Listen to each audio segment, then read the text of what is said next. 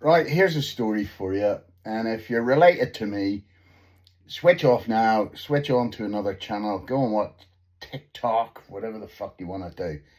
Don't watch this. Back in the day, back in Germany, the Gulf War was about to kick off. Back in 1991, was it? 1990? Yeah, 1990. And Gulf War 1. So there's three friends, yeah? Myself, a guy called Mark, and a guy called Baz. And me and Mark I had applied for Northern Ireland special duties, and it had already gone through. My fucking posting was coming and everything, and the Gulf War kicked off, and I went, I don't want to fucking go to Northern Ireland. I want to go to the fucking Gulf War. We haven't been at war for fucking 10 years at least. Since the Falklands. I want to go to the Gulf War. And my boss goes, no, you're not fucking going. So it's the three of us as well. And that leads on to another story. I'll tell you that at a later date, maybe.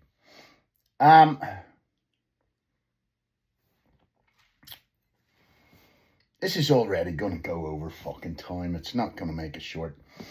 So there's the three of us, Mark, Baz, and myself. And we're out on the piss that night. And the Gulf War is kicking up. And Baz has been selected to go to the fucking Gulf War. So Baz says, you know what I really want? I want to go and get myself, empty my ball sack. So we says, okay, we'll take you to a whorehouse, right? And I said, I'll drive. I haven't been to a whorehouse sober, so I'll fucking drive. And so I says, as long as I get the shag a whore sober. And they said, yeah. And we didn't have time to go to an ATM. And I said, I don't have any money. Will one of you lend us it? And Mark says, yes, I will. I'll lend you. I'll lend you the fee or whatever you want to call it. And so we rocked up to this place. It was away in the middle of nowhere. I fucking don't know how these guys. I didn't know where the fuck it was. These guys told me where it was. They knew of it. And we rocked up, and it turns out there's only two whores working in the place. And so Baz cracks on. Baz is a whore expert. He goes and fucking does his do. And Mark disappears. And I goes, where the fuck are you, mate? You know? And so I'm sat at the bar drinking seriously expensive drinks. And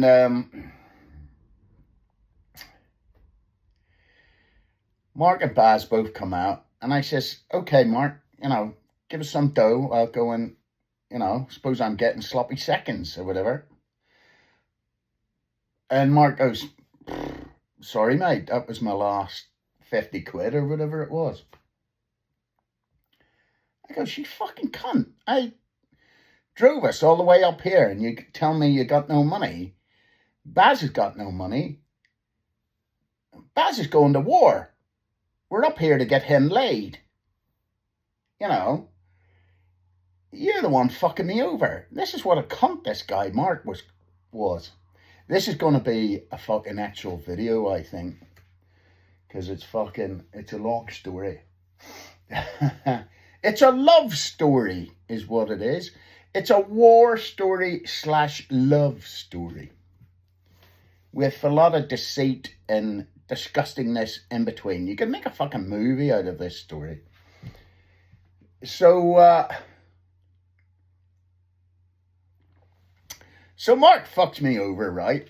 And I never ever get the shag of a whore sober. Anyway. So we fucking head off back to camp, right? And that's the end of it. That's the end of that part of the story. Baz, right? No. Right? Let's kick on to the second part.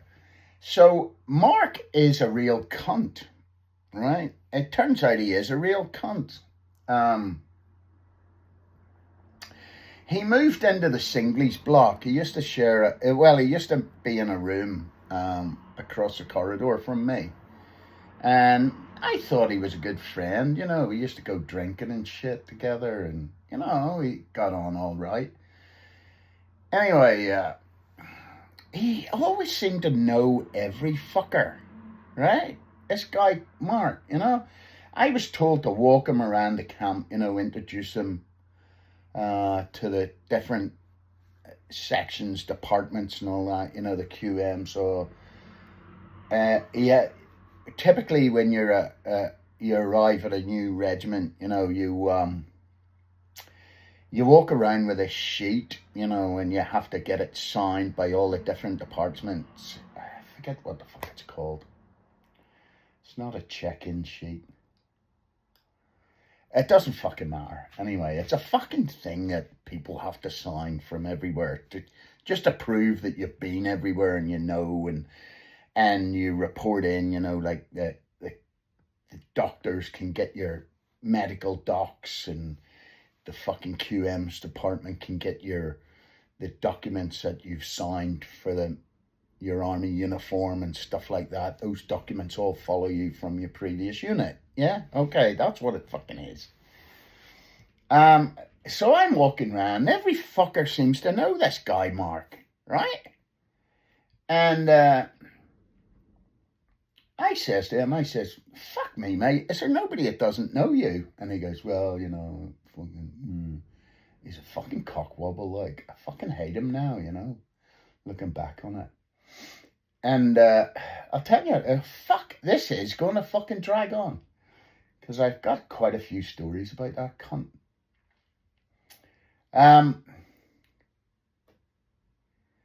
So we're walking around, right? And we're doing these signatures and shit. And then Baz is a mate of his. That's how I got to know Baz, right?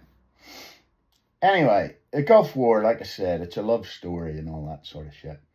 The Gulf War, it's a war story / romance / betrayal, everything in it, okay?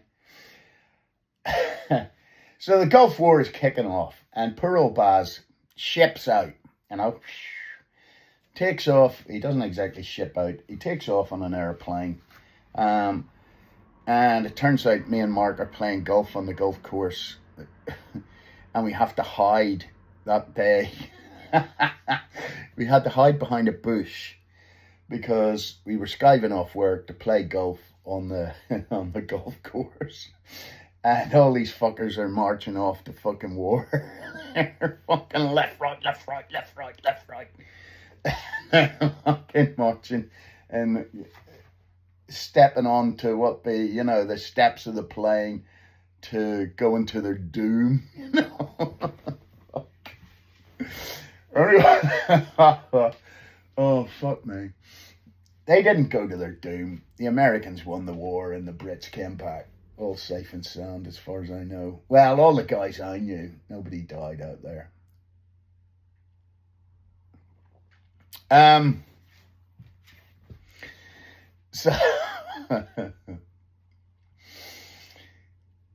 So Baz has got on the plane. Baz has fucked off. Mark then reveals to me, he says, oh, do us a favour. Can you write me a letter to my wife saying I don't want her to come over?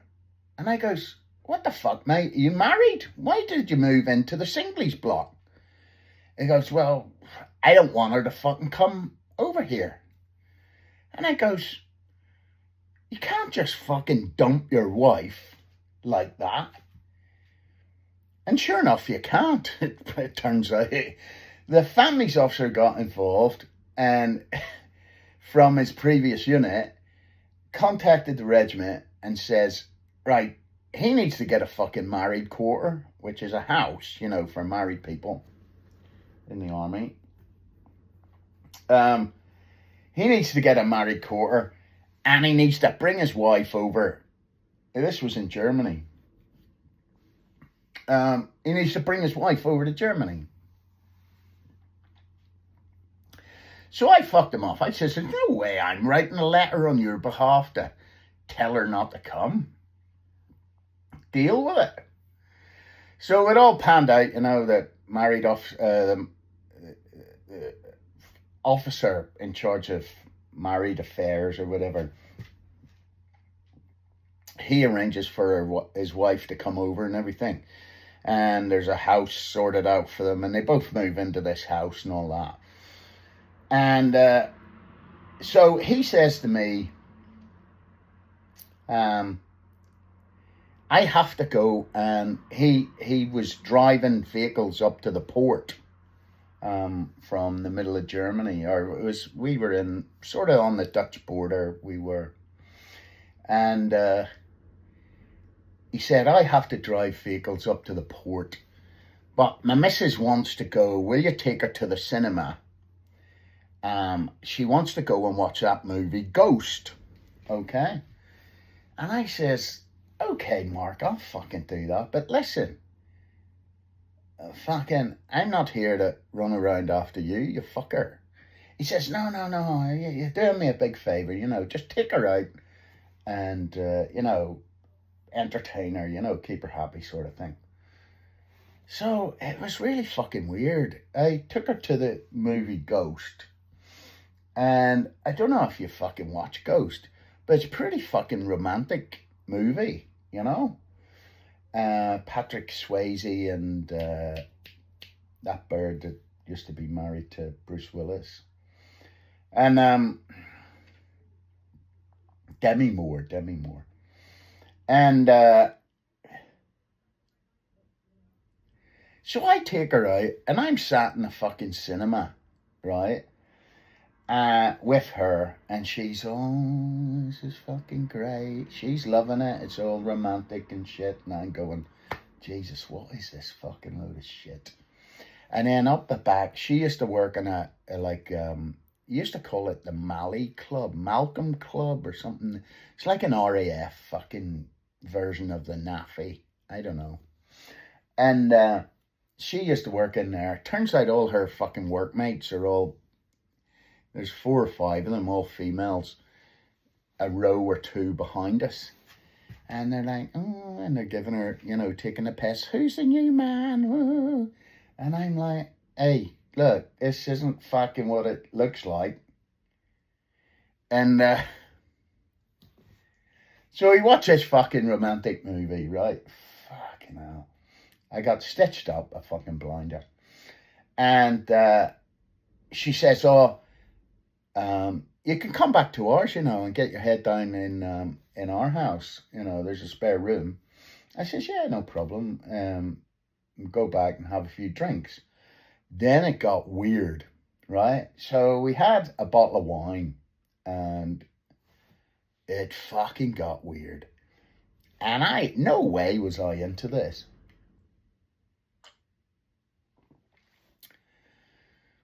But it got weird, and I says, look, I'm off to fucking bed. I'll see you in the morning, okay? Mrs. Mark. And she said, okay, all right, see you later.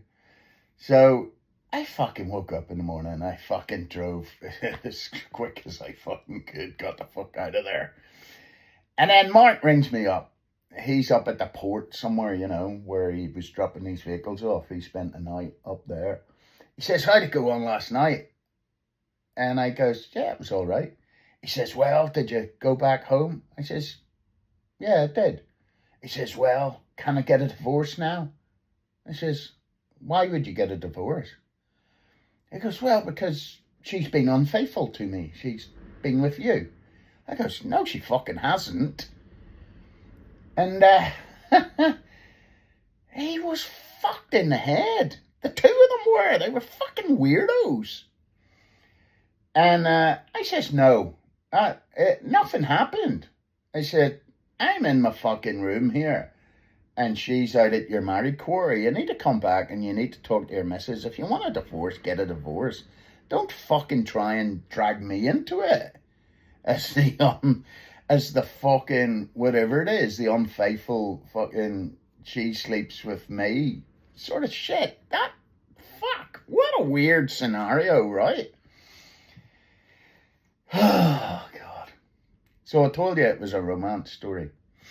So it turns out Baz is out in the Gulf War. Poor old Baz is fucking out in the desert, sweating his balls off. Bombs flying around or whatever, if you imagine all that sort of shite. It fucking didn't happen. So Baz is out there, and Baz and Mark's Mrs. Mark, start writing letters, and those letters turn into love letters. I swear to God, you couldn't write this shit. And so Mrs. Mark and Baz fall in love. And holy shit. So the Gulf War ends and all that sort of shit. And it's about a year later, maybe, or whatever. And we all sort of meet up. We don't meet on purpose, but for whatever reason, our job dragged us all together. And we're all in the same place, back up in Catrick. It was like training. You have to go for more training. And fucking Mark comes and approaches me. He says, "Oh, do us a favour. Can you give us a lift down? I've got to pick a load of shit up from this house." And he goes, "Okay, no problem."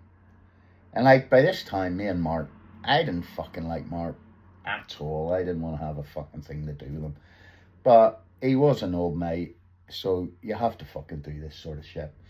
So I drove him down to this house, and he goes in, he has a key, and he goes into the house, and there's a television and all sorts of shit. You know, the house is furnished with people's stuff.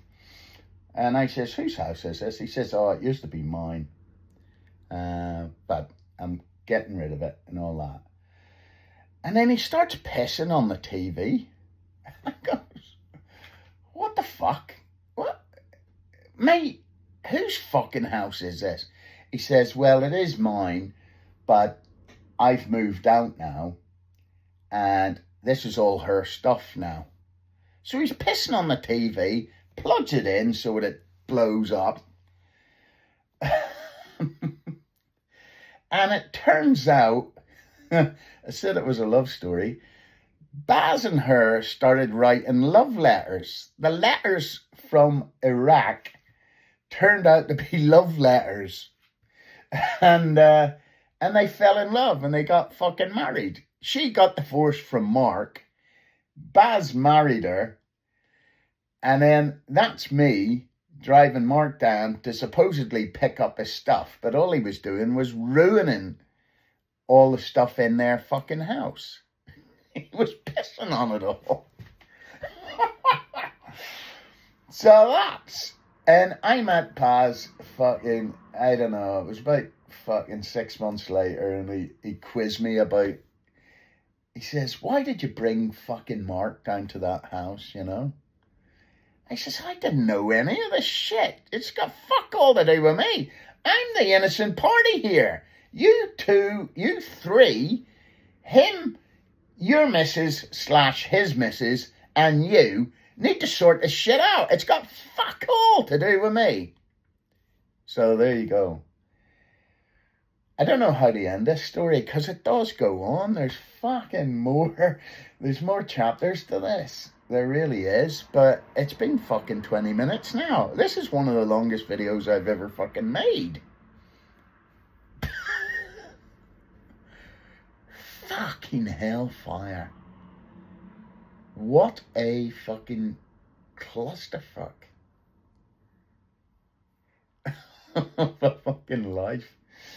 Oh, man. Right. I'm going to fucking shut the fuck up and go to my bed, I think. I shouldn't be talking about all this crap. Okay, so stay low, move fast, enjoy the rest of your day. Thanks for watching. This is Swift and Sure signing out with another tall tale. And it's not a tall tale. It's a God's honest. Okay? God's honest truth. Look after yourselves. Bye-bye.